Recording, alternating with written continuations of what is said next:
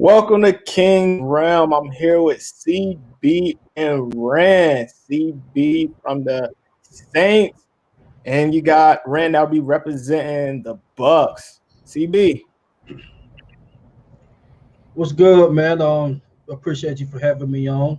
Um, I'm from the WDN Chatline podcast. I want to shout out my team.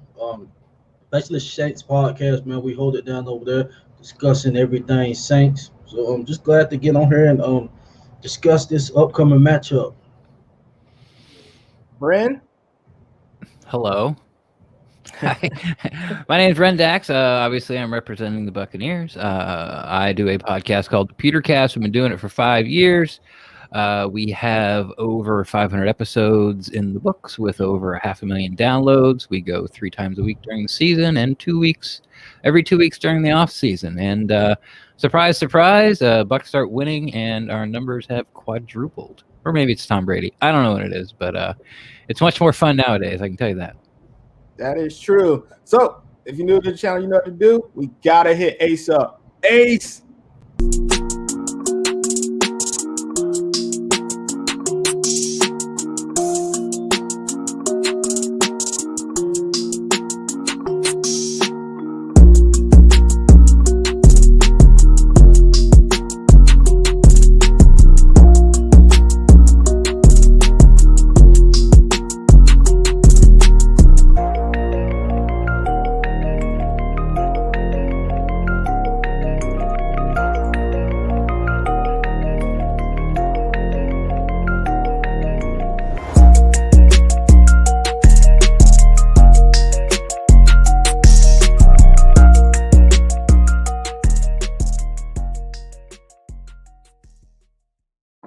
The King is back, and I have something to say. It's the NFC conference game. Sorry, y'all. Divisional round.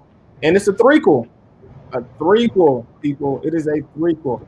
The Buccaneers versus the Saints, and this game will be played in New Orleans, 6:40 on Sunday.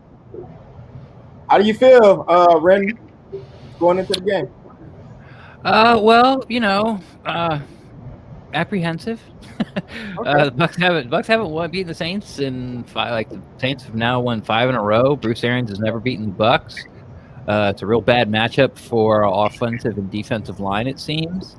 I can't come out here and spit some bravado. I do think the Buccaneers, at least offensively, is different than they faced even in Week 9 when the Saints came down and drug us all over the schoolyard on a nationally televised game. Thank you. But yeah, right now it's sort of a lot of Bucs fans are yelling and screaming like this is who we wanted, and I get that, and I'm kind of with them. But I really don't want to. I'm not. There's no bravado here. It's like we have to beat the Saints. Back when we were finally won the Super Bowl, we had to go through Philly. Philly just kept beating us. It was always our Achilles heel, and now it's New Orleans. And if we want to go anywhere in this division in the future, like we got to go through New Orleans. So just hopefully it's there's a better defensive game plan to start, and the chips fall where they may. How you feeling going into this game, CB? I see you got your gang in the building here. Thank you for joining everybody. Yeah, I can't feel, even more confident than I do. My confidence is through the roof. I said we played them week one. The media was saying the COVID stuff, the lack of preparation, due to COVID. Then they have 8 weeks, to get things together. Week 9, the score is even worse. Our defense had got better through that time. So I'll assume that Tampa Bay got, things together through that time. Landslide victory. And, now I'm hearing that, the offense look different and stuff like that. But the offense probably does look different, but if the offensive line cannot hold up, it doesn't matter how good their offense may look or different. Brady doesn't have time to get the ball off, which he won't because we got some dogs on that D line. It's gonna be a rough night, another one. Yeah, I don't see. We'll get to the prediction a little bit later. So let's talk about these first two games meeting y'all met. Saints won 34-23 in week 1, and then in week 9, the horrible loss, the Bucks took 38-3. Why do you think y'all lost that game, Ray? Oh, it was a terrible defensive game plan. And it wasn't the first time Todd Bowles has come out and you watch his defensive game, and what he did is he played soft zone against Drew Brees, and they tried to get their 4 home. Like, that's our plan. Like, the 4 got to get home, and we're going to play soft zone. And, well, the Saints have one of the best offensive lines in the NFL. Like, they got some Pro Bowlers on there. They got some All-Pros on there. And the Buccaneers front 4 hadn't proven since Vita Vea went out that they could get home with 4. But for some reason, they decided to do that, played soft zone. Drew Brees picked them apart. I don't think the Bucs got a first down to their 4th possession, and by then they're already down like 28-0. And it was just bad. So that was the biggest thing for me. It was just a terrible coaching decision. You can look to the Chiefs game, which was a couple weeks later, and you're going to put Carlton Davis one-on-one with Tyreek Hill for the whole. And that wasn't even the Chiefs' game plan coming in. Tyreek Hill has over 200 yards in the first quarter, and the boat race is on. We battled back in that one, but ended up taking the loss, of course. So since the bye week, the Bucs have come out and decided to play 2 high safety and play a little mix zone and man underneath, which really hasn't stopped teams. You can still move the ball on them, kind of sits into Drew Brees' wheelhouse, kind of dink and dunky down the field. But the big plays have gone, and it's made it a little harder. And then, we talked about earlier, Brady's in his best 5-game stretch of his whole entire career. So AB, the second game when Antonio Brown played the Saints, he'd only been in camp for like 5 days. It took him a few weeks to get his legs under him. And you can see the chemistry that Brady had built with Mike Evans and, of course, AB, Chris Godwin. Gronk's looked better and better first year. He's been healthy in like 7-8 years, played all 16 games. And then, I agree with C, if the offensive line doesn't hold up, it really doesn't matter. Like, Brady needs time, period, end story. He's not going to scramble. He's the best in the business if he gets time. So that was kind of like the theme going into that Washington football game, the first playoff game, the wild card round. And the offensive line did great. Donovan Smith completely stoned Chase Young. Christian Worst on the other side, stoned Montez Sweat. We had one of our guards go out, and his replacement gave up 2 swim move sacks, late in the game. He's out. We got another replacement in there. So, I guess to answer your question, what happened?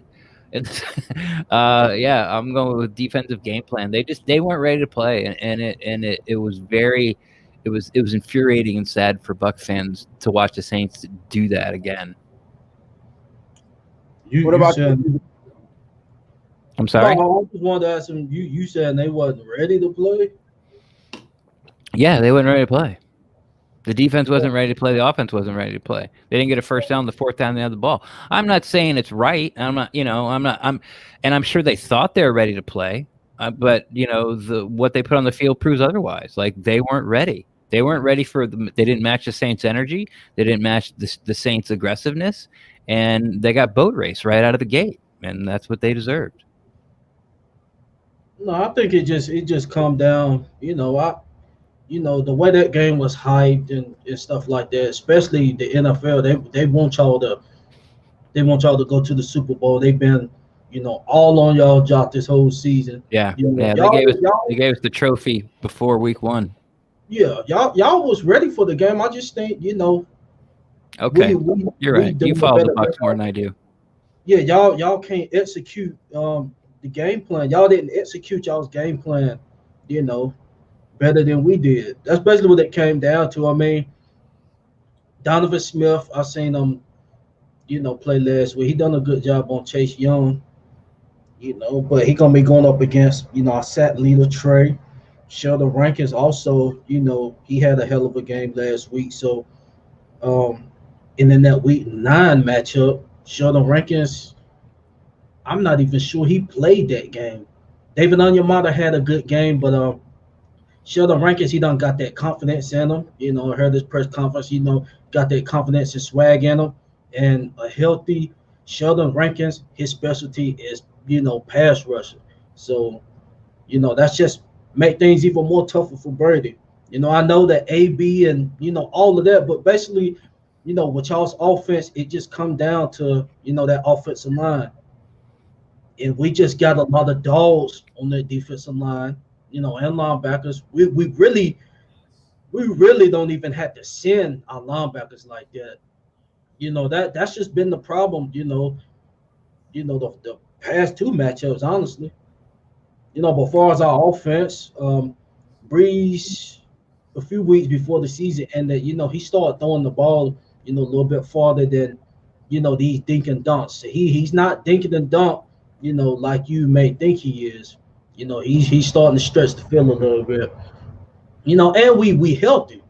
We healthy. Y'all Mike did play week 9, but I don't think he done all that good. But we healthy on offense, and Deontay Harris is looking like his role going to increase.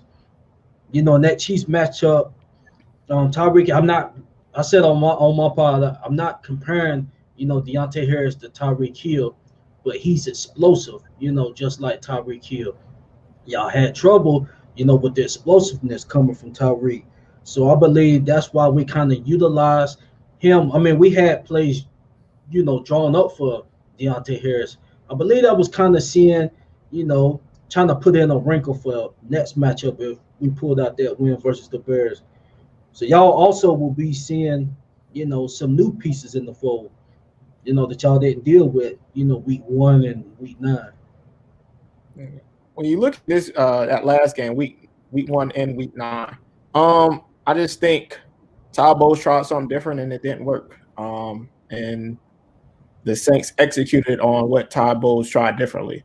I think Todd Bowles is going to come out with a different game plan, and this is not going to be a blowout like the 38-3, in my opinion. I'll give my prediction later in the show. But I think Todd Bowles and Tom Brady and the fact that AB is now on track, I think that's going to be different.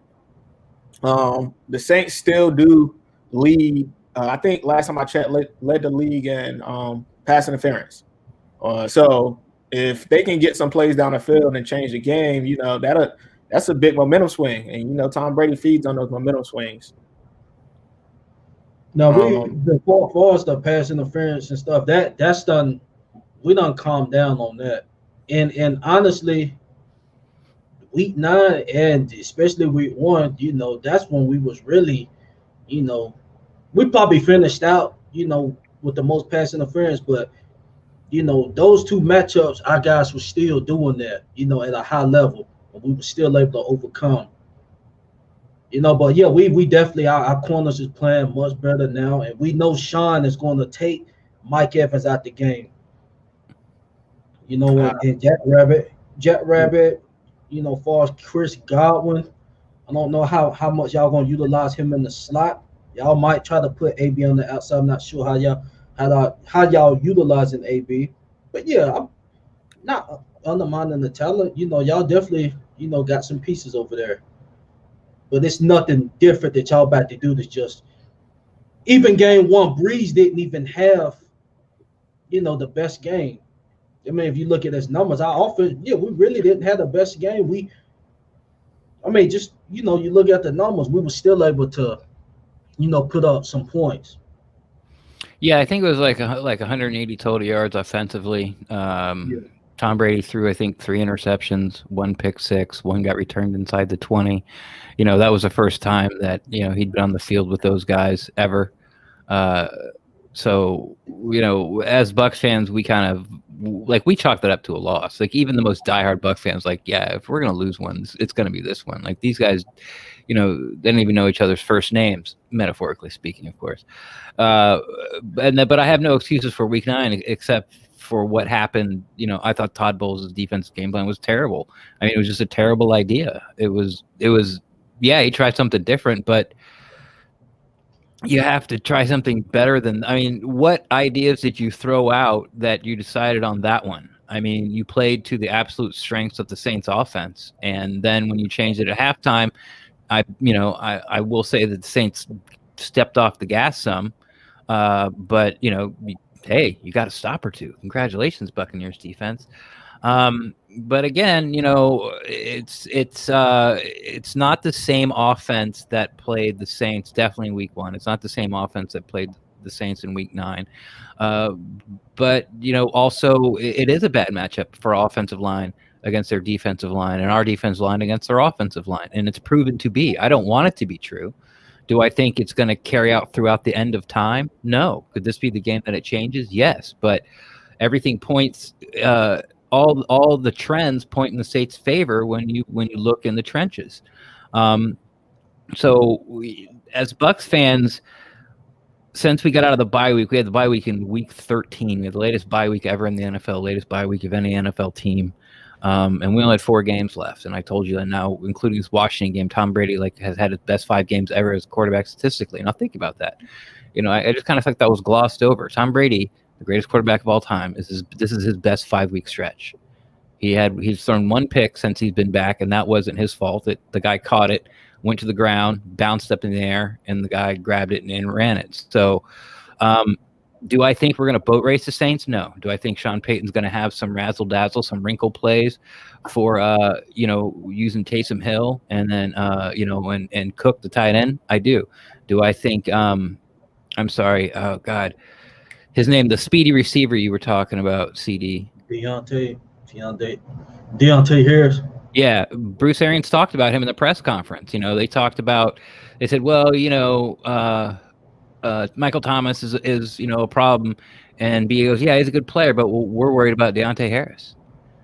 So this, I want to wholeheartedly come on here and pound my chest and say this isn't going to be the same game that you saw, but I also know that the Saints have beaten us 5 times in a row. BA's never beaten them.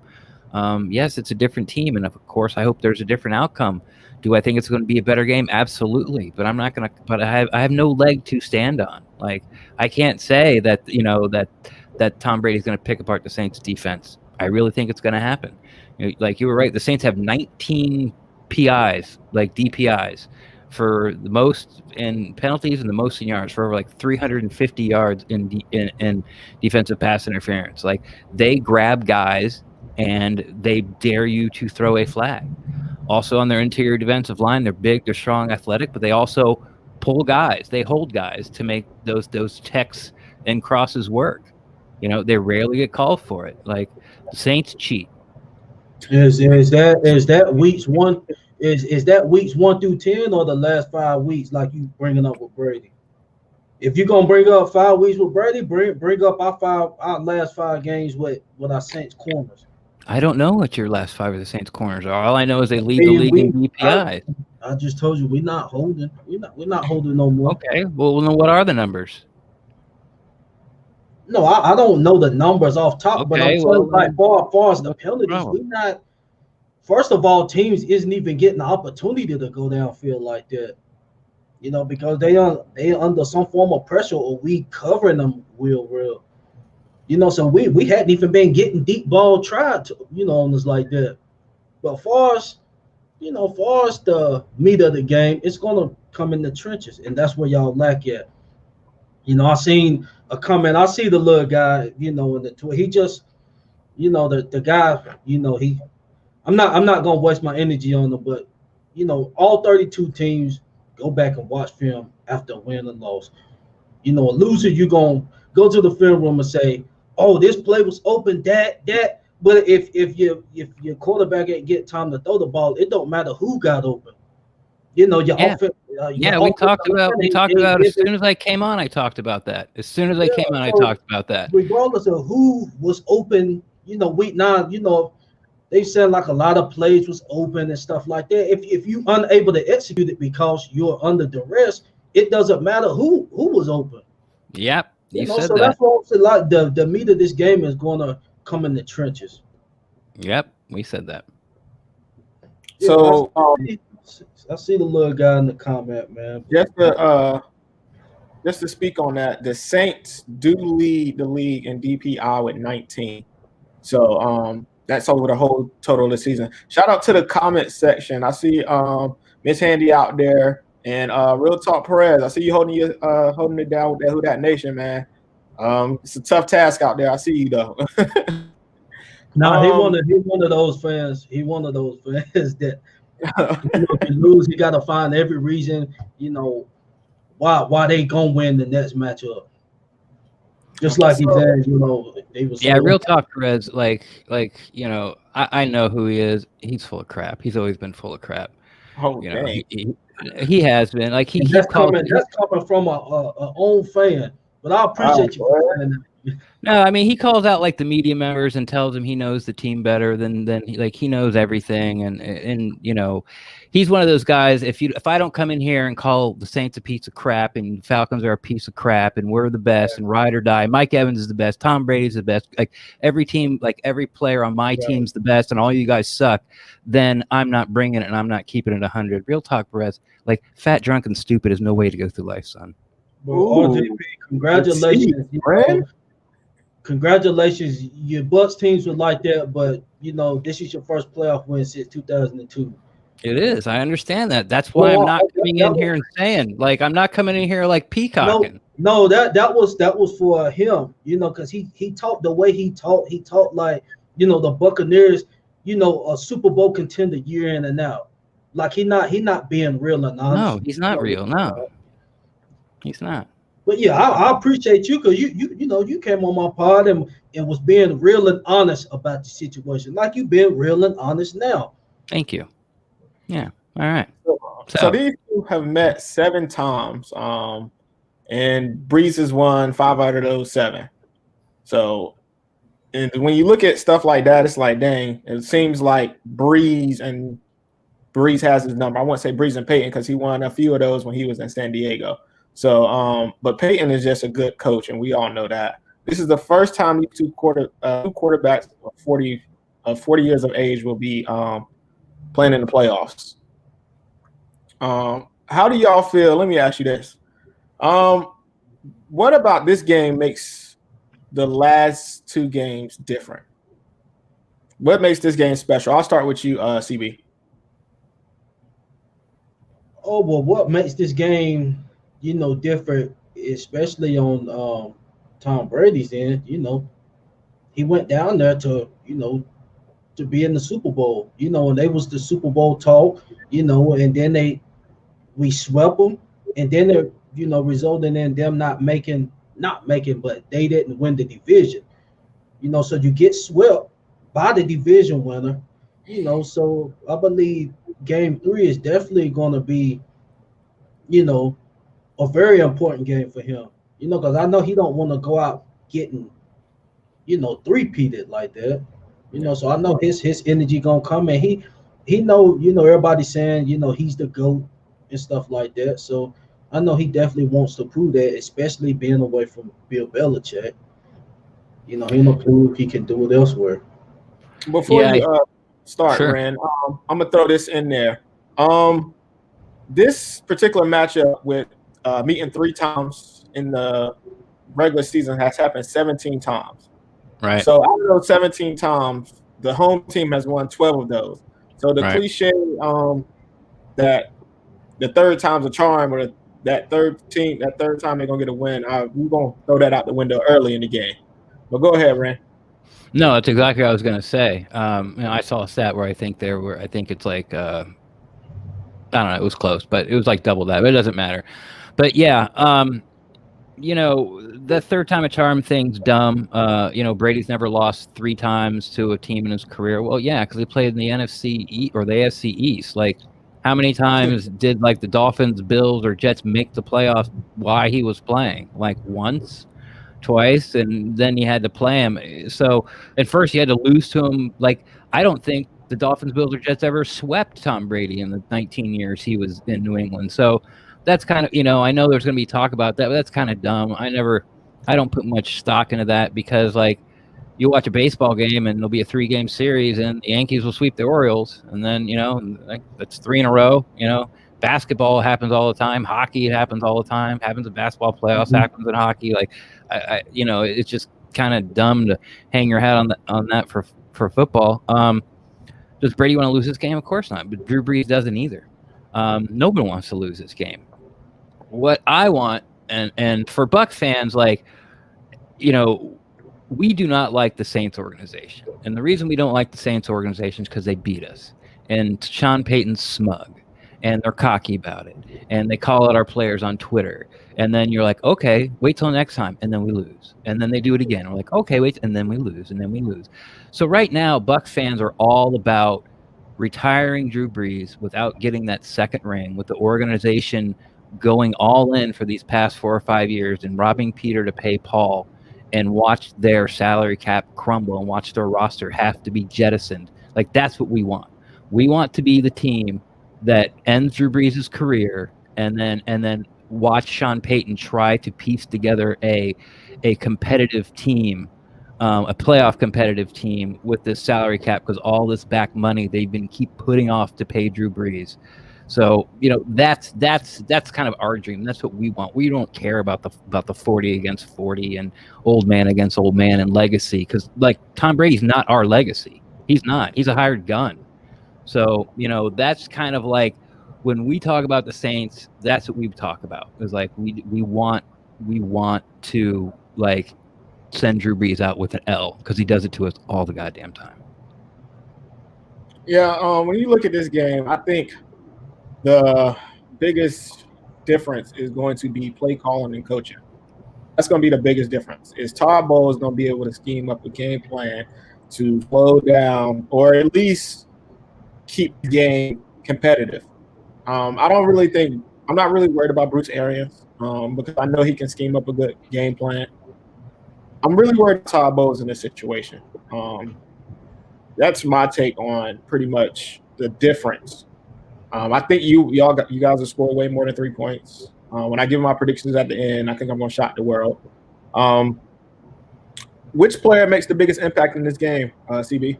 Ooh, yeah, good question. On mine, well, of course on mine. Let's see. On the defensive side, I'm gonna go with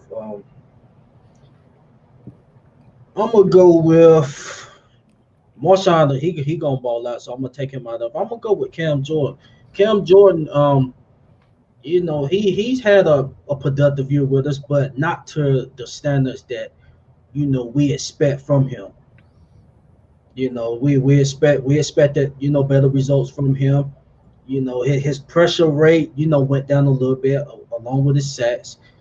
You know, so I'm thinking it's his time to, you know, wake up. Of course, I think Trey gonna, you know, work Donovan Smith, but I think this is Cam's time. You know, this his time to, you know, lead the defense. The offensive side, I'm gonna go with Mike. I think Mike gonna explode, you know, this game. All right, I like those picks. Defensively, I'm going to take the guy who I thought was missed most in the Bucs defense in the Washington football team game. That's Devin White. He was out with COVID.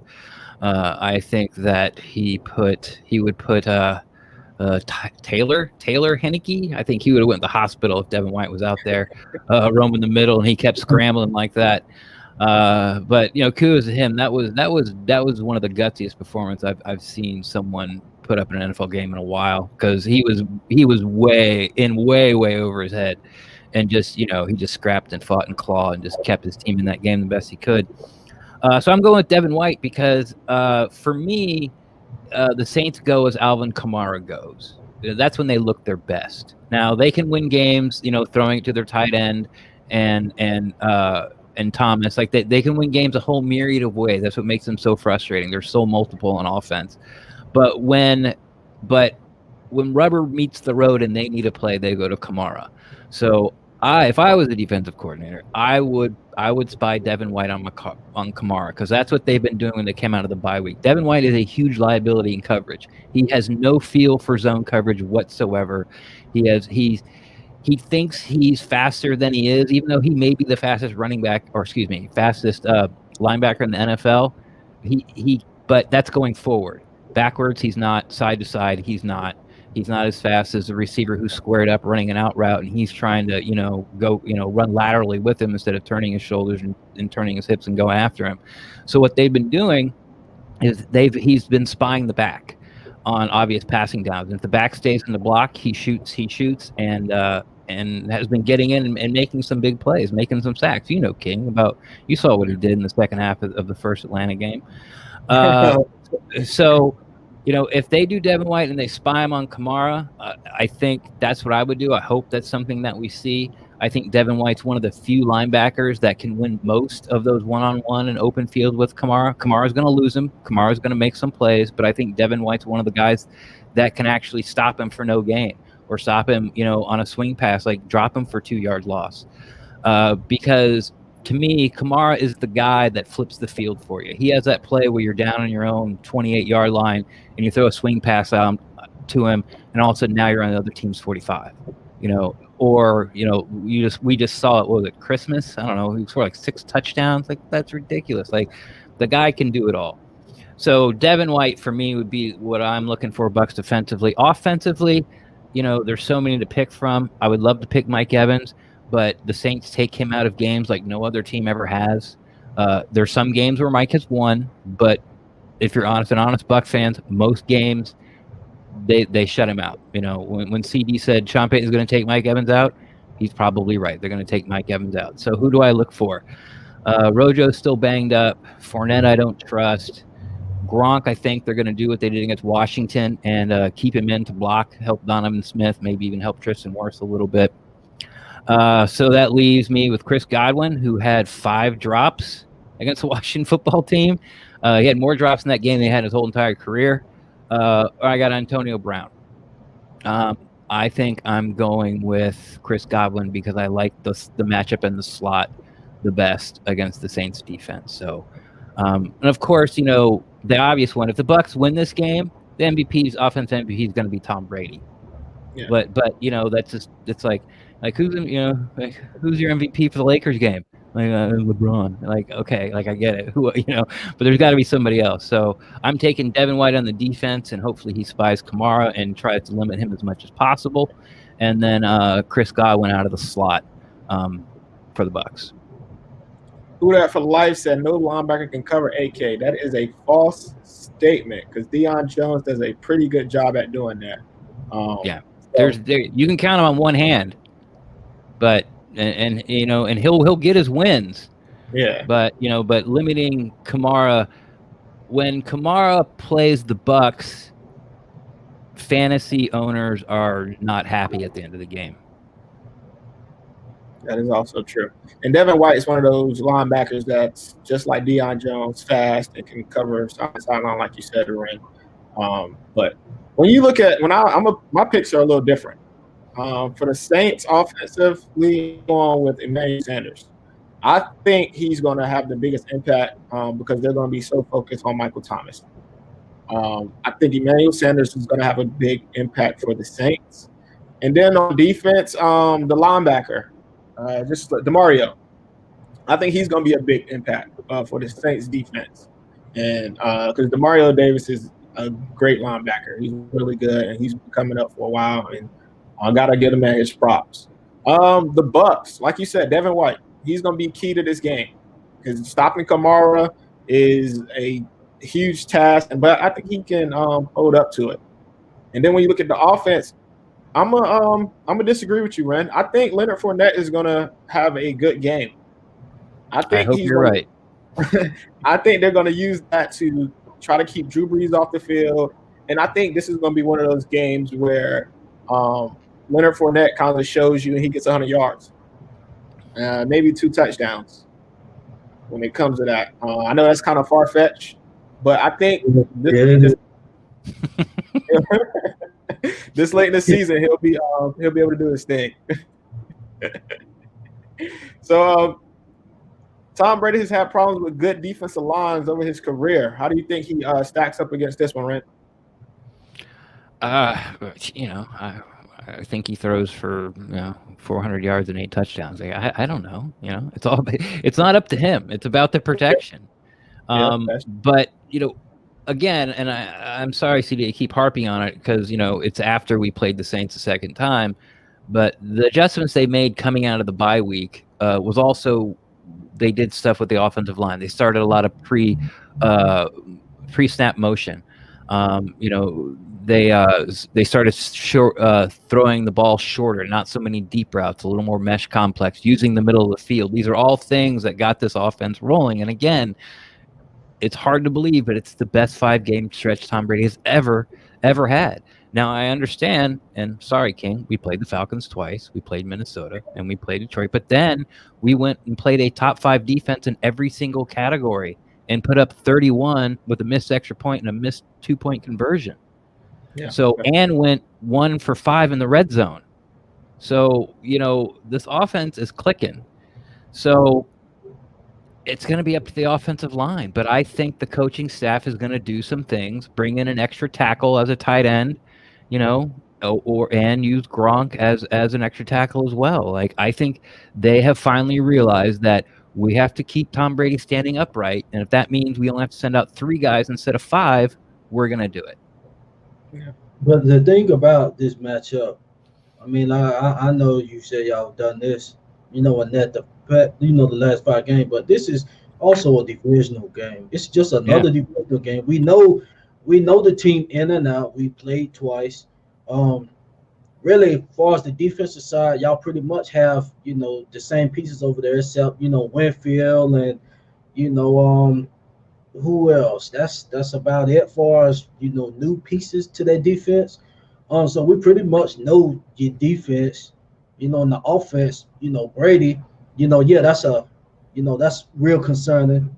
For our defense, but we pretty much know each other in and out. Mm-hmm.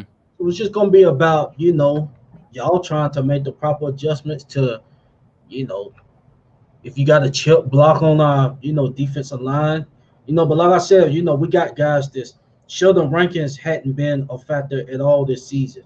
And I think some of that was due to his health, but this does Sheldon move around, or does he play over one guard specifically, or does he move around the interior? They use him in the 3. But really, does he play over right guard or left guard or both? It's over the left guard. Yeah, the left guard. That's where he's majority at. Well, I'm okay with that matchup because that's Ali Marpet. Like, I'm okay with that. I'm not sitting here saying he's going to dominate him. I'm not sitting there ranking he's not going to have a good game. But if I had to pick, like, that's okay with me.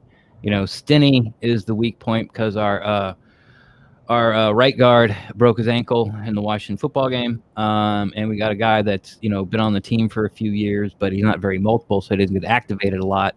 Because he can play like guard and that's it. We like to activate guys, as most teams that can play like maybe right tackle and 2 guard position, or both guard positions and the center position, that type of deal. So that's kind of something to look at. But I feel pretty confident that this offensive line is going to give Brady time. I'm not going to say he's not going to get sacked. I'm not going to say he's not going to get touched. I'm not going to say he's not going to get down or get knocked down. I'm just saying that if you're a Saints fan and you're hanging your hat on this victory, as in we got to get to Brady or we lose, then you might have a problem. Oh, absolutely not. I'm saying that ain't what we hanging our hat off for, because that's our offense put up 38. I mean, so while our offense is able to move on the defense, and this Carlton Davis, coming from, some Buck fans won't say a name, but, this guy was supposed to be, that dude, but really hadn't heard too much from him after, like the first four weeks of the season. Winfield, I know he started the season out playing good, and then, he kind of died off a little bit. I know he's young, but, as far as our defense, really, Deion Jones. As far as the pass rush, Shaq Barrett, he took a step back. Yeah. He definitely took a step back. So the pass we can't, against your offensive line, we can't get pressure unless we blitz. I'm not expecting that at all. Like, what the best we can do against the Saints offense is one, hope Drew Brees gets off to a slow start, which he never does against the Bucs, but he does. You'll see it like 4 or 5 times a year. You saw it in the Chicago game, and play too deep high, and mix up your coverage underneath, and make the Saints go 9 plays, and whoever has the ball last wins. I would have. That's where my take was going to go. Was whoever has the ball last wins. Shout out to Vic Boy. He's right. Not low key, high key. I'll do whatever. I picked y'all last week. I picked the Saints last week. Me picking them one time a year is okay with me, and I picked y'all last week, so I'm not gonna pick y'all again. Just to be honest, I can't do it. Y'all know how this rivalry goes. So let's get into the predictions. Ren, I'll let you go first. Sure. I kind of spoiled it there. Whoever has the ball last wins. You can see this game being 31-34, 35-37. I think it's like 45-42, especially if both teams get off to a hot start. You're going to see an Oklahoma-Ohio State type of game here. And, of course, I got to take my Buccaneers. Always the optimist, especially when it comes to the Saints. I can't pick the Saints. I can't. I'm sorry, CD. It's nothing against you. It's nothing against your team. It's nothing against your organization. But then it is also against your organization. I just can't pick the Saints. I can't. Not against the Buccaneers, at least. So, thank you. So, I think this is going to be the best game. I think this is going to be a game for the ages, instant classic, as they say. And I really think who has the ball last is going to win. The only thing that tips the scale to me in favor of the Bucs is Lutz, the Saints field goal kicker, is going through some problems right now. I know they signed somebody else. I think they're using him as an emergency break glass COVID kicker. But it's strange to say as a Buccaneers fan that I have a lot of confidence in our kicker, and that's kind of like the only place where I tip it. So, anything can happen in this game. Really, it can. But I'm going Bucs 45-42. Scoring with under a minute to go to take the lead. No, I can't see y'all scoring over 30. This game. I think you can't see the Bucs scoring 30 points. Not against us.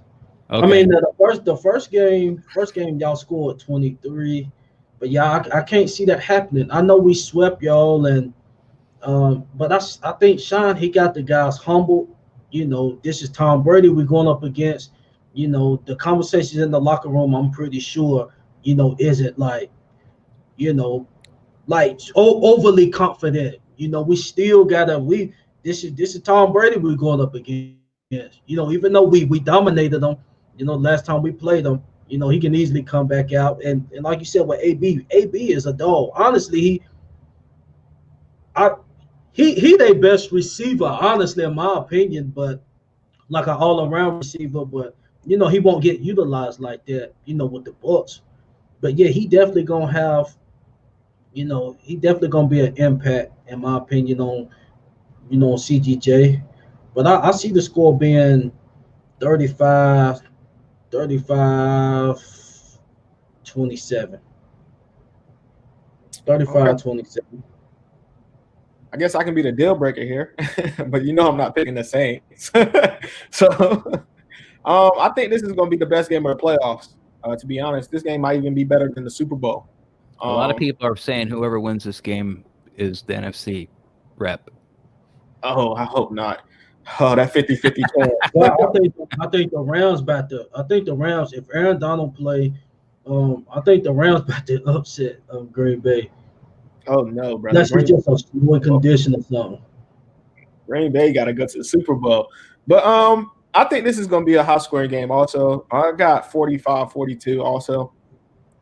This is going to be I think this is going to be one of those games where in the first quarter we're like, all right, this game is moving kind of slow. And then all of a sudden it's going to hit that gear and it's just going to be scoring.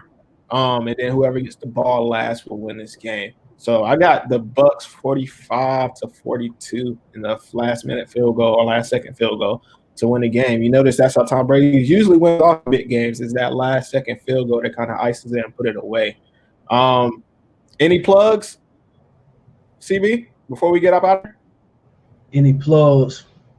You Like plug? shout outs? Yep.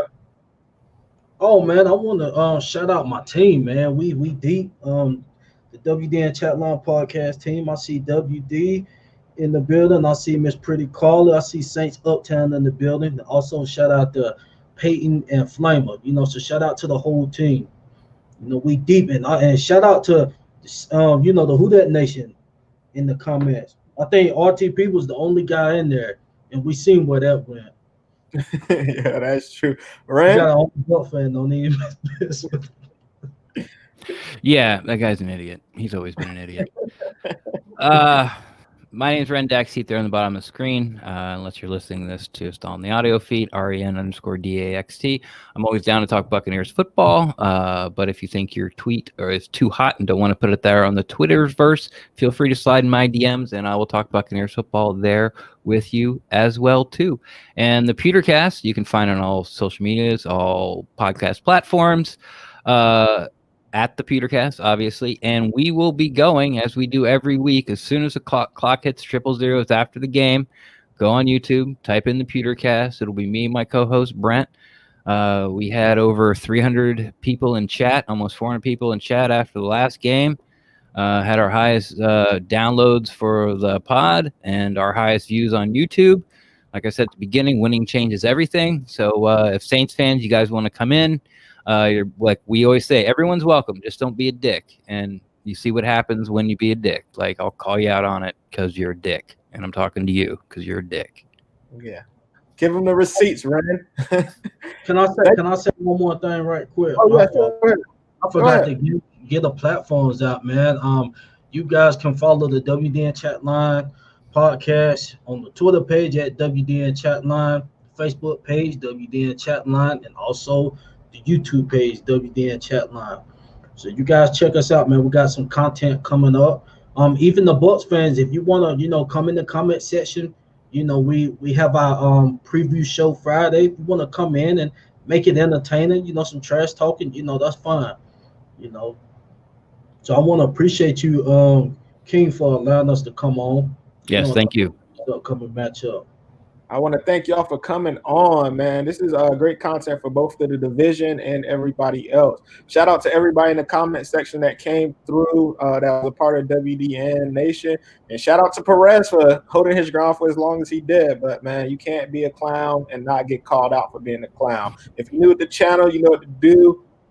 Like and subscribe on the YouTube channel. Forever I Love Atlanta Sports. Make sure you like and subscribe. And we'll see y'all. Oh, make sure y'all go check out Don. He's doing AFC teams. And I think that show starts right about now. Peace.